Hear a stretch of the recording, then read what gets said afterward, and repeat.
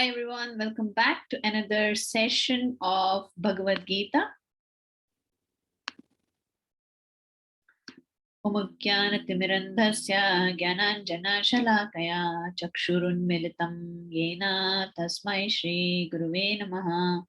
Hare Krishna, Krishna Krishna, Hare Hare, Hare Rama, Rama Rama, Hare Hare. We will be looking at Bhagavad Gita, chapter 2, text number 49 today. The text reads, O Dhananjaya, keep all abominable activities far distant by devotional service, and in that consciousness surrender unto the Lord. Those who want to enjoy the fruits of their work are misers. Krishna is telling Arjuna, keep abominable activities away for the cultivation of Krishna consciousness, which means purify the desires. How do we purify desires? In the previous verse, Krishna explained through yoga. Desire to be engaged in serving Krishna. Desire to have a relationship with Krishna. That is how one can keep the abominable activities away. Let us look at the example of Yudhishthir Maharaj. After the Mahabharat battle, Maharaja Yudhishthira was lamenting. His lamentation was, just because I want to become the king, so many people had to die. He was thinking this as abominable work. And he was thinking, I deserve to be punished. He goes to meet Bhishma Deva. And Bhishma Deva says, I am so sorry that you had to suffer so many tribulations in your life.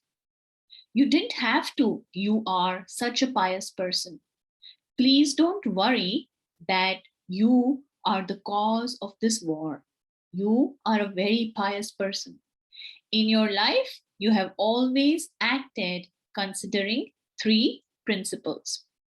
For any action to not be considered in the category of abominable, it has to be abided by three things: Vipra, Dharma, Achyuta, Ashraya. Dharma, always lead your life according to theistic principles. Follow the Vedic teachings properly. How do we follow that? Under the direction of Vipra, devotees, not acting capriciously. Achyuta, making sure that we are doing that exclusively for the pleasure of Krishna. Live a life of religiosity under the guidance of Vaishnavas and Brahmanas for the pleasure of Krishna. Then you can keep abominable activities far away. If any one of this is slackened, we are under the influence of abominable activities. Why and where from the abominable activities come? Abominable activities are coming from abominable consciousness. If we are not in the consciousness of wanting to follow religious principles, or if we are not taking guidance of the Vaishnavas or devotees, acting whimsically, or if we are not doing it for the pleasure of Krishna, then we are caught. Buddhi Yoga means transcendental loving service of the Lord.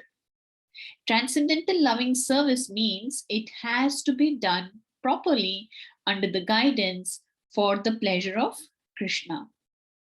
Misers do not know how to utilize the assets of riches which they acquired by good fortune or by hard labor.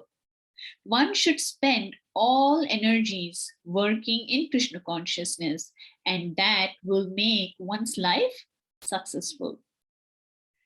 Like misers, unfortunate persons do not employ their human energy in the service of the Lord. Let's all try and work under the guidance of the devotees to follow the religious principles and do it for the pleasure of Krishna. Hare Krishna. See you all again. Have a great week.